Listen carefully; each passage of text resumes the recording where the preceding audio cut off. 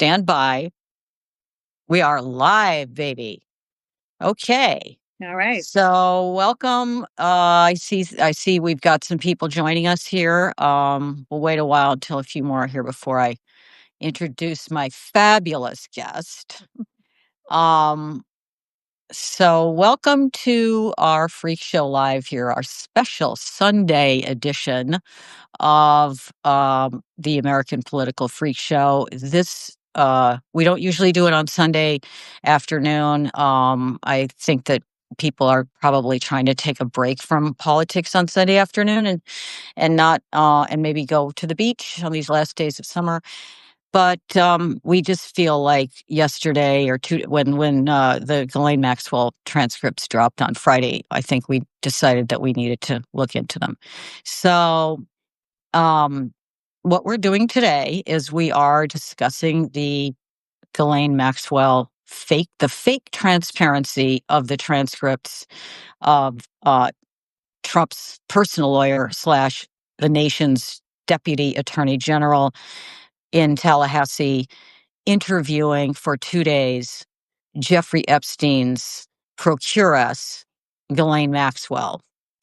And my guest is Barbara Shearer. I have worked with her. She is an award-winning filmmaker and director of a number of investigative documentaries. The project that we worked on together was called Epstein's Shadow, Ghislaine Maxwell. It's a 3-part series that's still running on Peacock, I believe, right? You can stream it.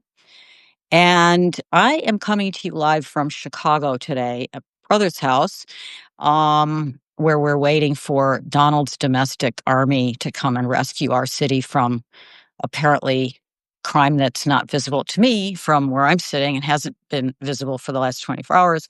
And Barbara is beaming in from the maple-scented apartment above the meth lab known as Canada, and she is in Toronto. So welcome, Barbara. Thank you. Barbara is here. Let's start with the fact that Barbara was one of the first, after Julie K. Brown, let's say, one of the first journalists and certainly one of the first filmmakers to focus on and try to get a project going on Ghislaine Maxwell. And so why don't you start by telling us a little bit about how and why you got involved in that? Sure. How'd you get interested in her? Yeah. Well, actually, and you know this, but your listeners may not, or your viewers may not, but I do a lot of true crime. I've been doing this for over 20 years, almost 25, I think now. So I was actually down in Florida working on another crime show, a true crime documentary. And I was running into some people. I can't remember the woman's name actually at this point, but I had to look in my notes for this meeting today. And someone told me, well, you should do a story about this couple. And it was always this couple, meaning Jeffrey Epstein and Ghislaine Maxwell. Did you hear he signed a non-prosecution agreement, but he was involved with 13, 14, and 15-year-old girls. He got a slap on. Barbara, for when was this? 2015, 16? So this was 2017. This is in 2017. Okay. I was down there doing another show. And we're chatting and she's like, you should do this on this couple, et cetera. And he was involved with, he was with 13, 14, and 15-year-olds. Those were those were the ages.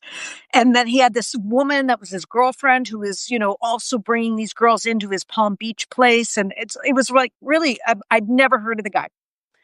I started digging back. I came back to Toronto, did some work, and I started researching this, and I realized the girlfriend was Ghislaine Maxwell. Now, I knew about Ghislaine Maxwell. A lot of people did. I mean, I'm in Canada, so we were very aware of, British history and that kind of stuff. And the Maxwells were a big family. Robert Maxwell, her father, was a newspaper magnate, on par and competing with Rupert Murdoch. So it was a massive family and very influential family. So I'm like, how the hell is this woman involved with this guy down in Palm Beach?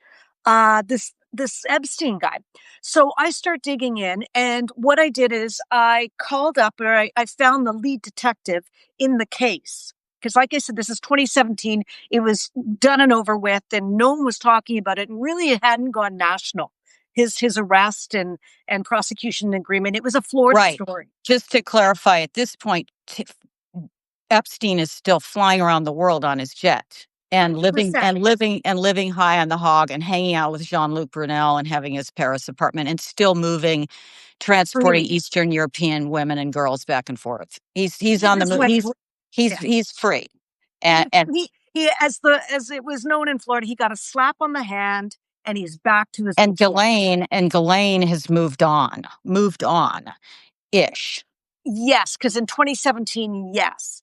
But this was a story that was circulating in 2006. It was when he was charged. I Mm-hmm. found the lead detective, Joe Recary was the lead detective down in Palm Beach.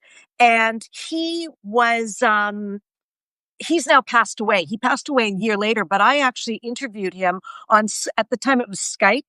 And did this just go dark? No, I can see Okay. you. Okay. I interviewed him and he was telling me about the investigation. They found out about Epstein in 2005 and they investigated him for a year until they had enough evidence to charge him. And they charged him in 2006. He interviewed 30. He said, I stopped interviewing 13, 14, and 15-year-olds after about 33, 34 interviews. With Wow. that many, he's like, we had so much information. And then I said, so he talked mostly about that investigation and he was threatened by Epstein's people and all sorts of stuff was happening. But when I asked about Maxwell, he's like, yeah, it was very interesting. The girls did talk about her. So because in the transcripts or in the interrogation that we're going to get to, she says she was never mentioned, right? Yes. The women never mentioned her. Yes. But the lead detective of the arrest that happened in 2006, Joe Recary, says, no, the girls did mention her. She was always around. She was his girlfriend. It was an odd relationship is how he characterized it. It was an odd relationship. To say the least. To say the least. Yes. So when I was reading, so anyways, I had to show, no one was interested in the show. No one knew who she was. No one knew who he was until he was arrested in 2019. Right. But when I was reading the transcripts, right, the Department of Justice transcripts that we're going to be speaking about today, when she said she was never mentioned, she was adamant, right, with Todd Blanche that she was never mentioned by these girls. Yes. She's wrong. She's wrong.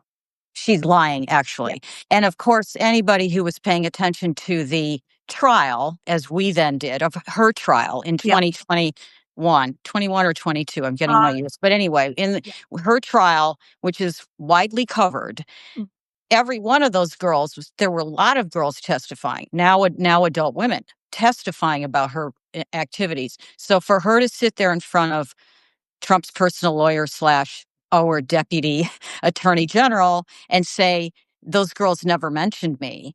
And for him not to push back on that is just one of the many examples of how prosecutors who, all right, let's just say Todd Blanche was a prosecutor in the Southern District of New York, right? Mm-hmm. That's his job before he became a private attorney.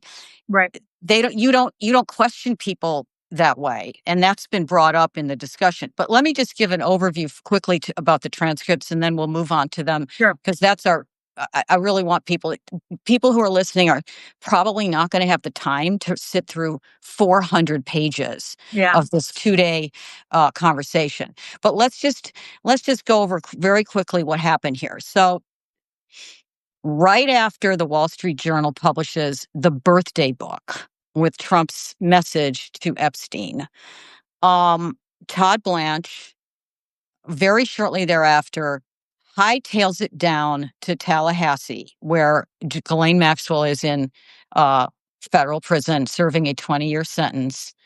And they set up this meeting with her in a courtroom down there. I guess it was a courthouse building. It wasn't in the jail, I don't think. And her lawyer is there, and Todd Blanche is there, and a couple of other people from the Justice Department.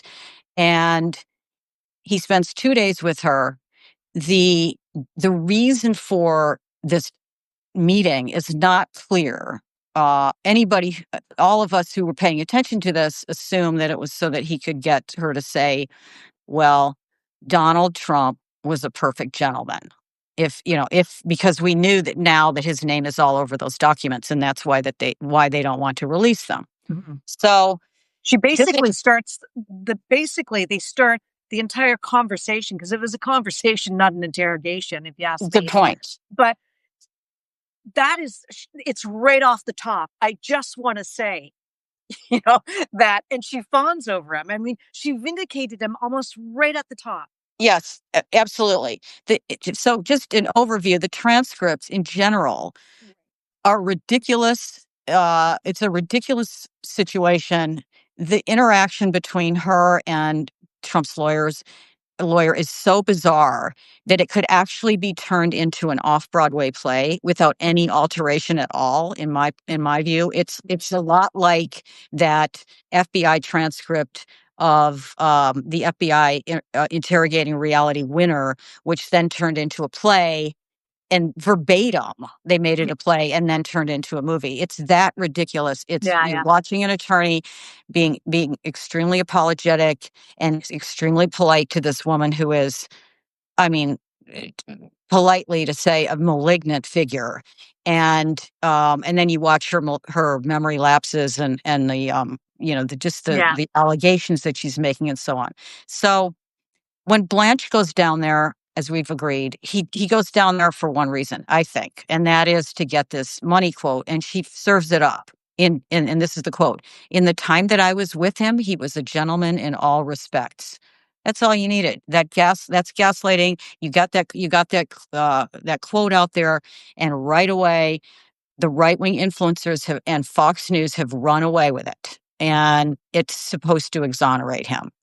So I think the most, to me, and we can go through what you think. I think the most sort of disgusting part of it for me was, as I said, the gaslighting. The way she said, she assumed she tries to make it look like these girls were willing. They were just regular masseuses for a long time. She sort of acts like that Epstein got worse over time or became more hypersexual. She credits it to, incredibly, she blames Virginia And Roberts Gifford. testosterone. And let's not And forget testosterone. She says when he started taking testosterone, then he needed he seemed to need more new masseuses. Yeah. And the quote about Virginia, I mean, she doesn't name Virginia, but we can tell that's who she's talking about, is the reason that I believe he became this way is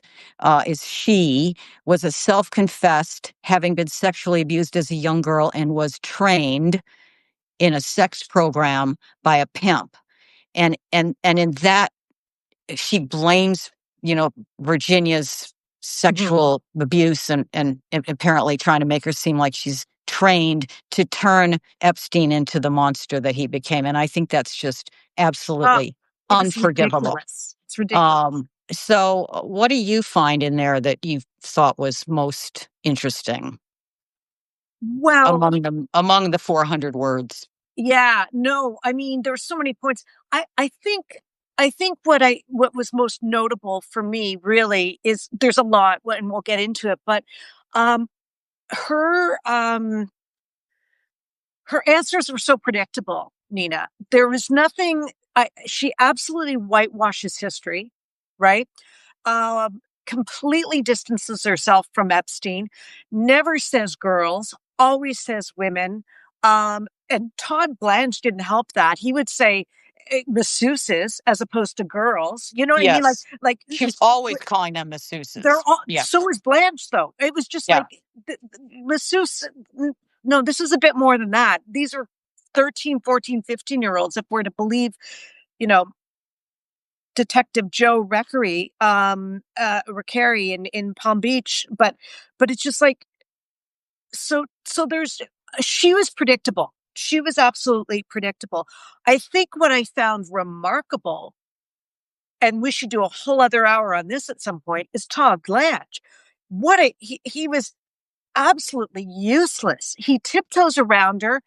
It was like he was not serving the nation and the DOJ. He was serving his former client, um, Donald Trump, as a criminal defense attorney. He was leading the questions that he was telling. It's like, no black book, right? You know what I mean? Like, no blackmail, huh? Like, because I was Yes. listening to the audio, and the audio is really interesting. You can pick up so much more. I read the transcripts, but you can pick up so many more subtleties, obviously, when you're listening to audio. And the dance around her, she had the Yeah. power. He didn't. And I mean, we can talk like Comey, no matter what you think of her, I mean, she knows the case. She knows all the evidence they had in discovery at her trial. So I know she was fired literally a week before. And so that's why Blanche went down. But Right. I you mean, got to have somebody in just there. You should have, for backstory, the timing of this is Maureen Comey is James Comey's daughter. That's yes. one thing. So already hated and despised by these people, probably, and she's the person with the keys to the case, to the hundreds of thousands of pages of documents, Yeah. and they get rid of her, and then shortly after that, Pam Bondi comes out and says, case closed. There's nothing to see here. And Kash Patel and Dan Bongino are kind of put in a bad spot, right? Because they've basically spent the last 4 years promising, that there's a big conspiracy and that there's a pedo elite liberal cabal. And suddenly their rugs pulled out from under them. Yeah. And Dan Bongino almost quits, and so that's where I think the timing is really interesting, and The that's right when timing. then of course Trump says it's a hoax, and he actually starts to ridicule his followers who've been fed on this conspiracy theory for so long. And then Todd Blanche speeds down there after the birthday book piece of evidence is given to Rupert Murdoch's Wall Street Journal, right? Right. So the whole point of it was, I mean, you mentioned the word power and who had the power in this meeting. Clearly, they think, and this has been reported, and you've heard this from your sources, I believe, Yeah. the White House, believe that that birthday book came out of like some kind of treasure chest that the Maxwell family has Mhm. that that she can now use as leverage. The thing that I find kind of interesting about this timing, though, is that, and you and I talked about this, by the way, listeners, we talked about this woman at nauseum endlessly while we were working on the documentary. But what I don't understand is the timing. Well, actually, I do understand, but I think it's sort of obscure. The timing of this. Let's say the Maxwell family does have this evidence, and that's where that black book or the Mhm. birthday book to the Wall Street Journal came from. Those people are the source of this information. I've always assumed that she has, and as Alan Dershowitz, no less a connected person than Dershowitz says, she is the key to the case. Yeah. I've always assumed that she has this treasure chest of evidence, and that she's been sitting on it. And she never, we were kind of waiting for her to try to proffer that Mhm. during the trial or before the trial, so she wouldn't have to go to prison. Now she's in prison, and what's happening is, quietly, because it wasn't in the news, she's appealed, right, her conviction, Yeah. and it was going up to they're trying to get it to the Supreme Court. And before all this blew up, the Trump Justice Department had put some amicus or recommendation into the Supreme Court, saying we don't approve of this. We don't think you should take this. Mhm. And the family went nuts, and they produced a letter. You can see it online. They're the friends of Ghislaine Maxwell. The government had promised us that they would revisit this, and they didn't. And then all of a sudden, it all blows up. Yeah. So yes, Todd Blanche is down there. He's sitting there with somebody who knows how much information. They don't know. And all they need to do, his job, is to make sure that she doesn't pull out another little gift for Rupert Murdoch. Yeah. Yes. And of course, though, in that meeting, she would not. In other words, she's like, wink, wink. Of course, I'll play ball.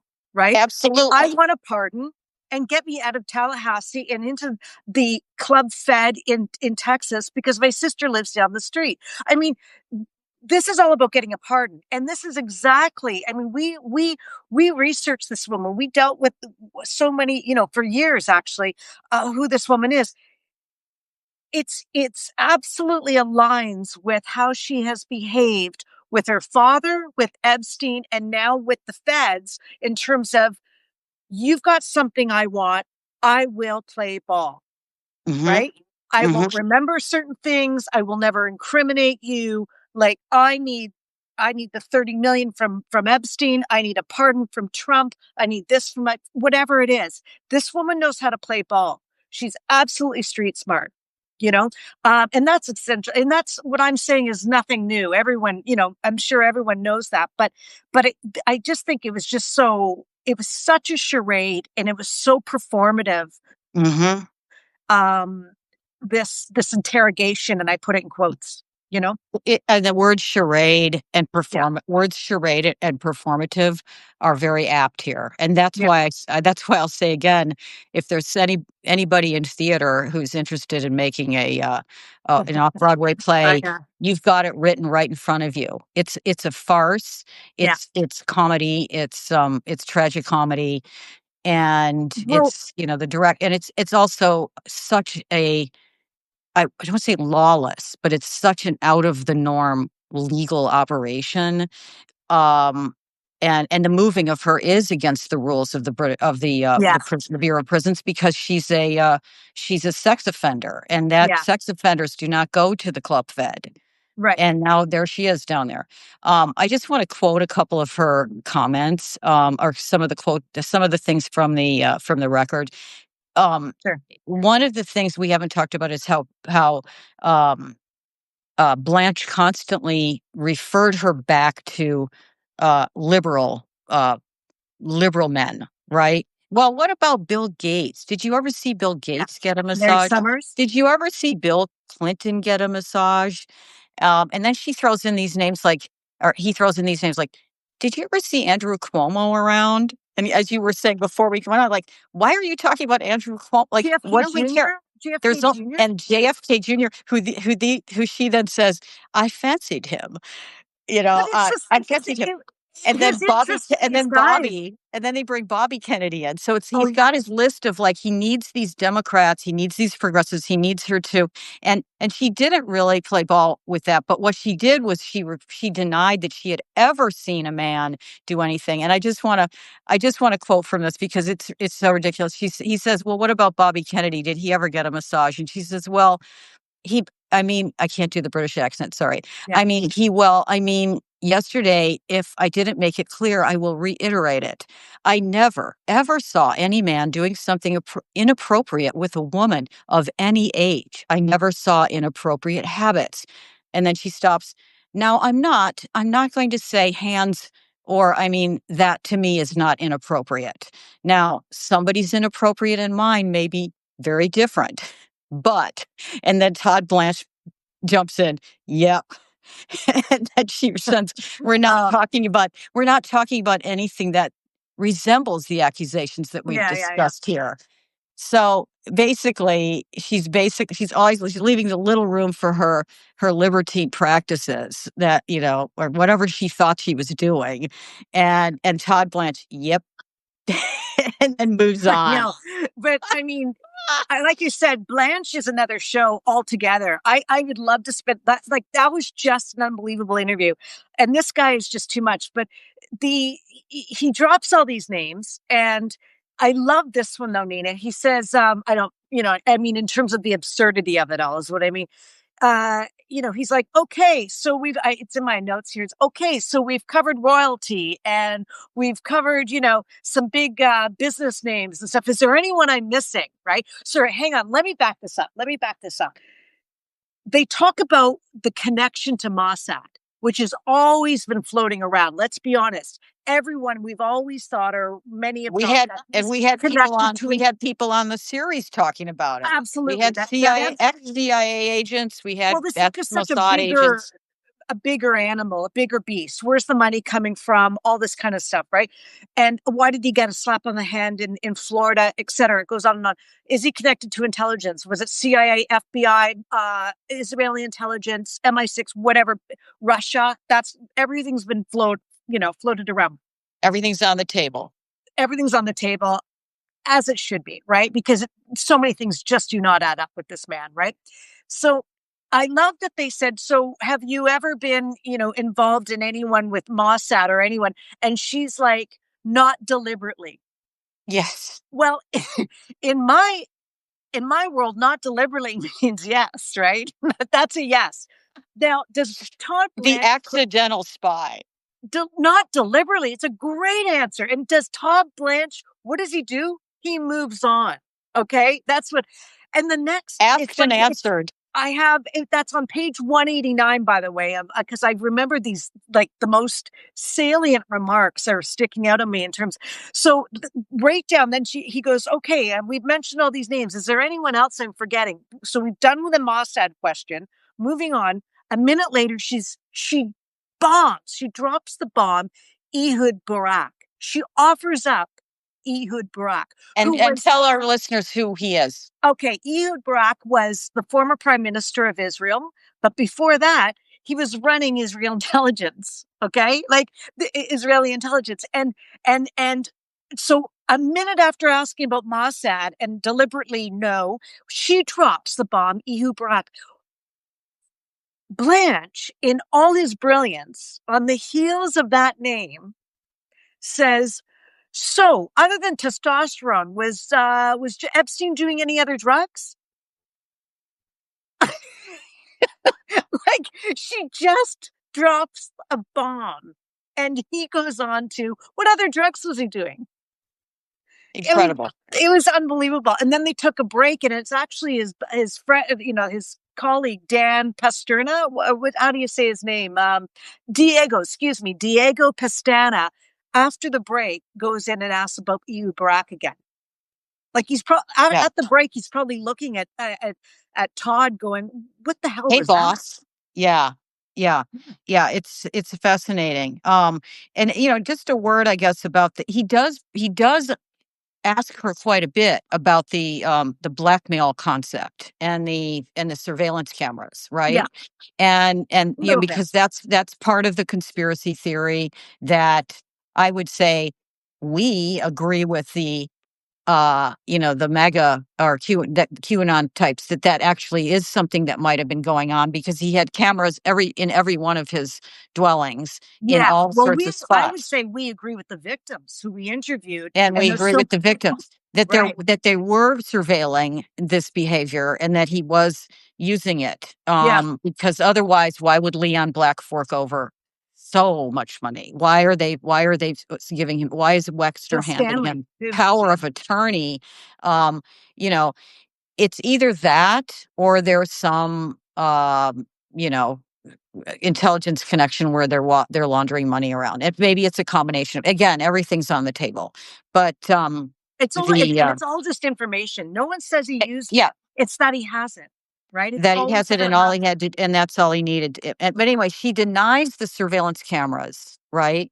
And she also denies the whole blackmail thing. But he touches on that because that's something that he can use when they put this out there. The right wing influencers and the magas who want to pretend that this is actually a transparent situation when it isn't. They can actually say, "Well, look, he did it. They did ask about the blackmail, and they did ask about right. I see. the Yeah, yeah. the Covered his ass. intelligence." Yeah, Yeah, yeah. CYA. So, all right. Anything else that you found in there that interested you? I have a couple more things. Um, I just couldn't get over the Ehud Barak one. That was a big one for me. Yeah. Do you want to talk about the money that was deposited Yeah, in I her was bank just account? gonna say, yeah, the money. Ghislaine Maxwell walks away from Epstein. What she tells him that they kind of broke up, but she just couldn't. deal with his number of girlfriends anymore, I think, right? And something like that. But she does yeah. say, she does drop some great, uh, some great hints, though, to a few things. Ehud Barak was one of them, but also like Easter eggs, I guess they say she's planting, because she does say his behavior was becoming progressive. Like, I did find that interesting, and it does it does make sense, Yeah. that, and he was getting away with it. So it does, and then it blows up. So I Yeah. could see that. It was ramping up. Yeah. Yeah. I think Um, so. yeah, I think that she's telling the truth there. I do too. And it's ramping up. So they break up. She moves on, but there are financial records that show that she walked away from him with over the years she had been paid something like $30 million Yeah. by Epstein. And so Todd Blanche sort of presses her a little bit on that and tries to get her to say what was these large sums of money for, because they were coming in huge chunks, like 7 million and 18 million. And he says the biggest one was in 1999, over $18 million. Yeah. And then she goes, I don't know what that is. And he then responds, so what, but what you're saying, it sounds like, and if you don't know, we can move on. But when we're talking about 18.3 million in 99, 5 million 3 years later, Yeah. 7.4 million in 2007, that money adds up to around 30 million. You were not paid that by Mr. Epstein, meaning that's not money you received for your benefit, even if it was put into your accounts. So basically, he's answering the question for Yeah. her. He does that a And lot. again, that's an example of the softballing that's going on here. It's he doesn't press her on it. No. She says she can't remember. Well, I don't know. We don't move in those circles. But at one point, when he says the 7 million, what was the $7 million for? She says, I think that was the helicopter. Could it be the Sikorsky? She's But like, the thing is, but was it this? he did say one thing, and honestly, I think it was one thing, but he did say, um, your lawyers know about this. I mean, this material that he's talking about was in the discovery during his trial. Like, the Right. evidence that is presented in discovery, it's not always shows up in the trial, right? But they know what the defense team knows what they're dealing with. They know what the prosecution has. They know what the government has, right? They had bank statements. Right? They had bank Yes. statements for the 18 million, the 5 million in 2002, and the 7.4 in 2007 that were dropped in. They landed in her bank account. And every single time she says, I have no recollection or no memory of Yeah. that, is what she Yeah. says, right? He said something to that, and I don't have the exact quote, but he did say something, well, your lawyers know this. You know what I mean? Like, I can't make this stuff up. But again, the comical side of this, I have to, like, is, did she mention that one point that she got a day trading license? Like, she was day trading Yes. and she made a bit of money at Apple and stuff like that. And she actually says, if I'm reading it right, that she Yeah. was so good at it Yeah. that Epstein copied her trades Yeah. and Right. made money Okay. She's so good at it. She made some money, on Apple. I thought that was interesting, but no on Apple recollection of stock. Right. 18 million dropping in her bank. Like, if she's so inclined to, watch the money go in and out and make some money, no one forgets when an $18 million drop is in your bank account. No one does.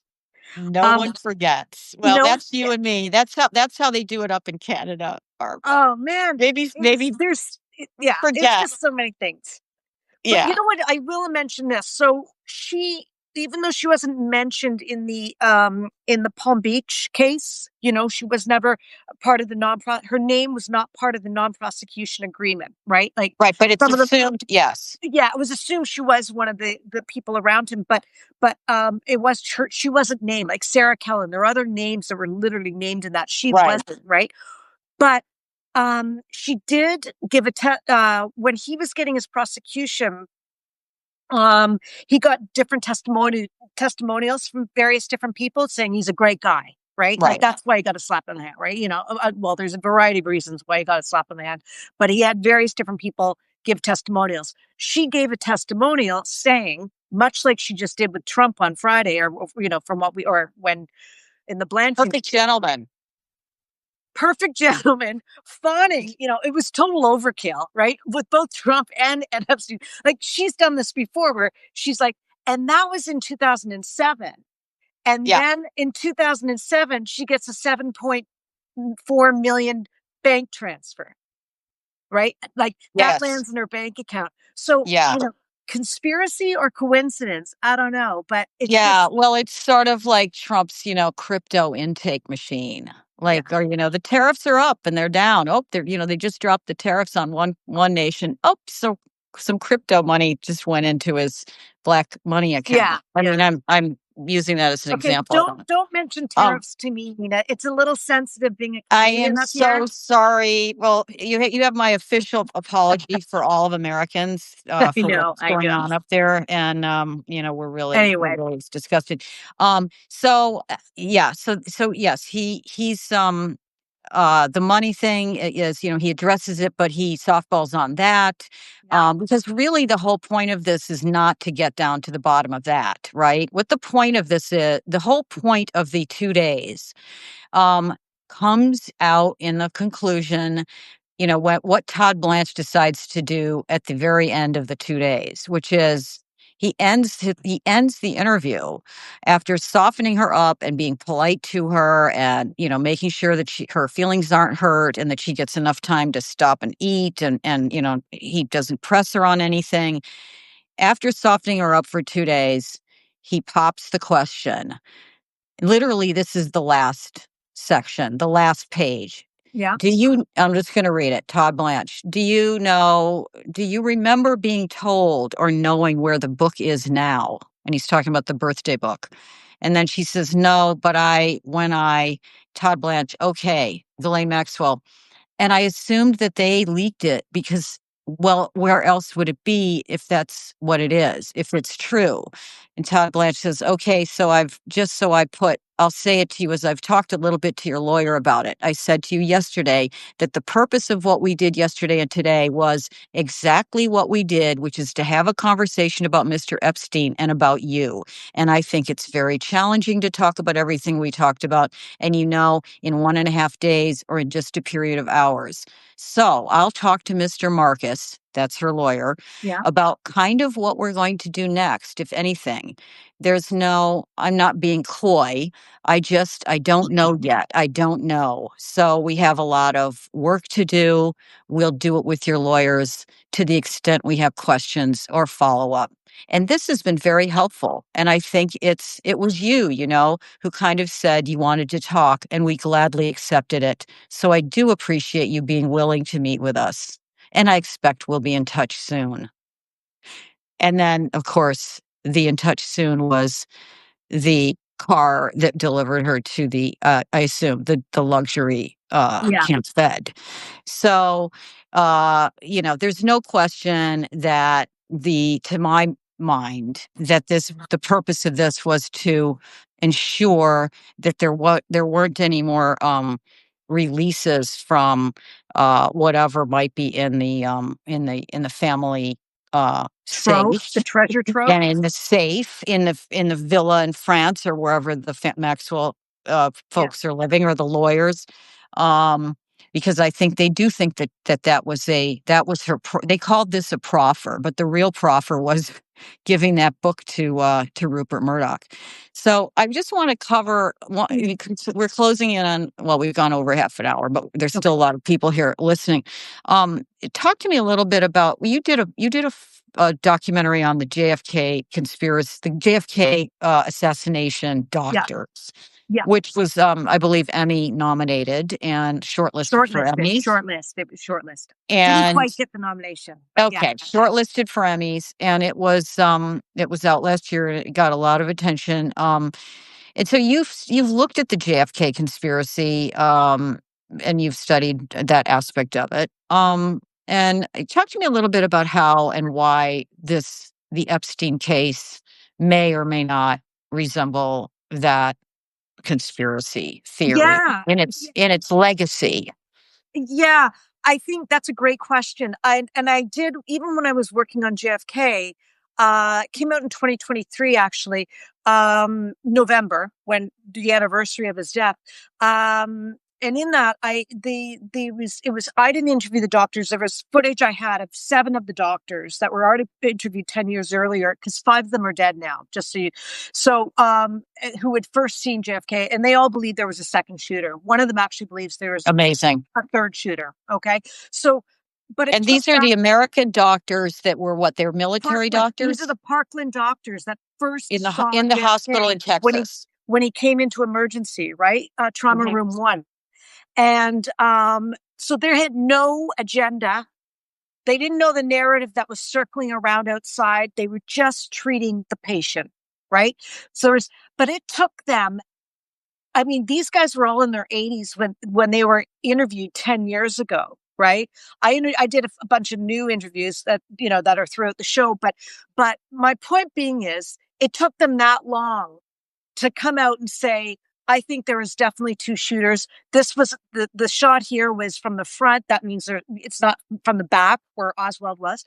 All this sort of thing. You have to see the show. But the fact that it took them 50 years to come out and talk about this, I absolutely see parallels that are happening with the Epstein story and Maxwell, because she knows just as much as he does. And and she probably, when she left Epstein, I'm sure she took a hard drive with her as leverage, but that's why I think, sorry, I'm jumping around a bit, but I also think she was adamant, which was another interesting aspect of these transcripts, that he was murdered and not suicide. She could have just gone, told the company line and said, yeah, suicide, whatever. She's adamant about murder. And I think that is a message to people out there that she knows she could be murdered.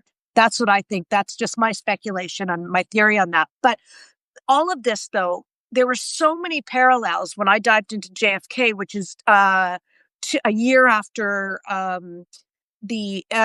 Epstein and Maxwell documentary came out. Barbara, let me just interrupt you, because people are asking, what is the name of that 2023, the JFK doc? Oh, it's called JFK: What the Doctors Saw, and it's on Paramount Plus. So, there's such interesting parallels in terms of all of a sudden, just the corruption, the cover-up, and conspiracy, right? 3 big C's that I found in our documentary and our research. Absolutely was throughout the JFK show as well. And I don't have to tell your American audience that, but and you and I were chatting earlier, it's like Maxwell almost appears to be like the Jack Ruby. She's the Jack Ruby in the Epstein conspiracy. And this isn't going to go away. This is not going to go away. And we're going to hear about things. People are still too scared, right, to talk about this openly. And it's too fresh. It's too soon. And she's one of them that's scared. She's scared she'll probably get murdered, right? She thinks Epstein was murdered. She thinks she will be. So if she's not talking, you can imagine how many other people aren't talking. So this is a story that's a conspiracy, a story, a narrative that's going to go on. We might not hear the truth about this for 50 years, Totally agree. And I think the other sort of link or similarity is the murkiness of the chain of command on these documents. Yeah. Right. Because now, we're 60 years on from JFK, and you're still seeing these documents trickle out, and, half of them have been burned up and destroyed. And you see that, it's like piecing together a puzzle with half the puzzle pieces missing. Yeah. And it's, people are trying to do it. And of course, it's very easy to discredit that. It what always is, right? If you don't have all the puzzle pieces. And so, in this case now, what's happened is, we know, it bears repeating because it's so mind-boggling. The FBI deputized 1,000 agents to off of their regular work to scour the hundreds of thousands of pages of Epstein files in around March and April of this year. They were working in 24-hour shifts, and they were asked to look at a video of how to flag Trump's name if found in these files and put the name and the page numbers into some kind of a Microsoft spreadsheet. Right. And so we know this because that's a lot of FBI agents taking off whatever they were supposed to be doing, and they leaked it. People were pissed. And so we're also told that the handling was very slapdash. Not surprising. You have a Dan Bongino, podcaster and crackpot Kash Patel running the agency. Not Yeah. surprising that you would have a slapdash operation. They were also acting in haste because they realized he was all over these files, right? Yeah. And so to the JFK the endurance of the JFK conspiracy.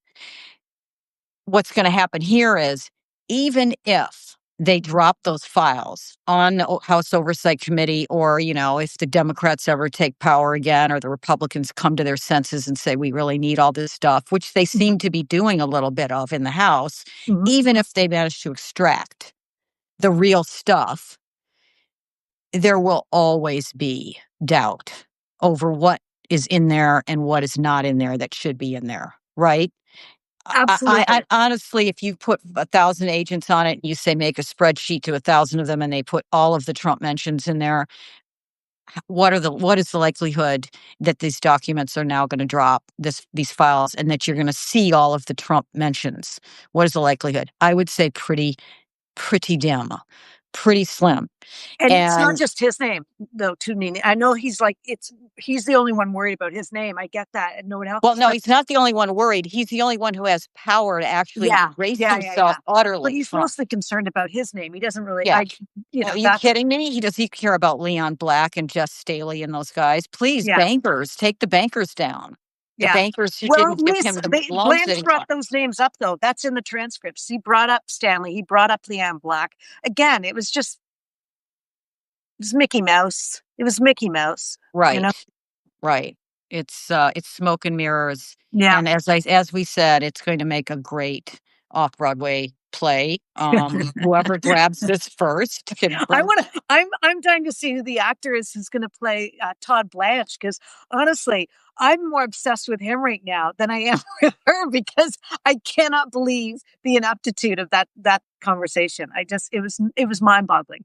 Yeah, well, it's not just the ineptitude. It's like the willingness to go and embarrass yourself like that. The willingness to go, not just embarrass yourself, but just completely throw all of your legal training and self-respect out the window and get on a plane to Tallahassee and sit down with a convicted sex trafficker who anybody who reads, you don't have to watch our documentary. Just go pull up BBC or Reuters and read the testimony of the girls. Read 5 minutes of the testimony of the women, and you will see that this person is a malignant, monstrous person. This is not somebody who just happened to fall into a little bit of inappropriate behavior. Yeah. It was a lot more than that. She's a very damaged person, and we could get into a whole other. We spent hours talking about her and her relationship with her father, and how crazy Robert Maxwell. She's an inveterate liar. I mean, she was indicted on 2 counts of perjury. He's walking into this knowing she's an absolute liar.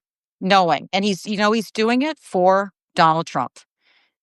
And when the history of this story, when this is all written, that some legal writer will sit down and write about what was going on in the minds of these lawyers who have always worked for Donald Trump. He's been able to find them throughout his career. He had Roy Cohn was, the model, but that he's managed to get people to do these things for him over and over and over again. And often he wasn't even paying them, and they knew that he wasn't paying them, but they were still willing to go down and just dirty themselves for him. And this is here as an example of, this Todd Blanche, who, by the way, we're saying that he went against his legal training or disgraced himself, but he did represent Manafort.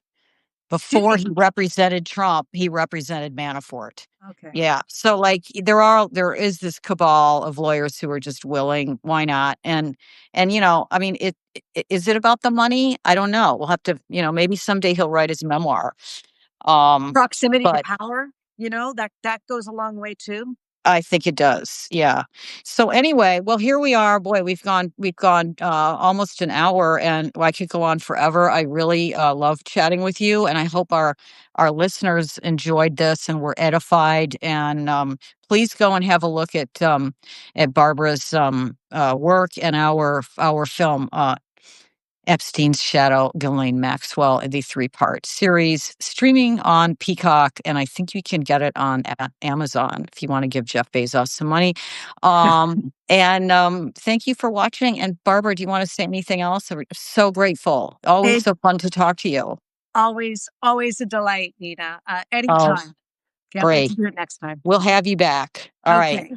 Goodbye, everyone. Thank you.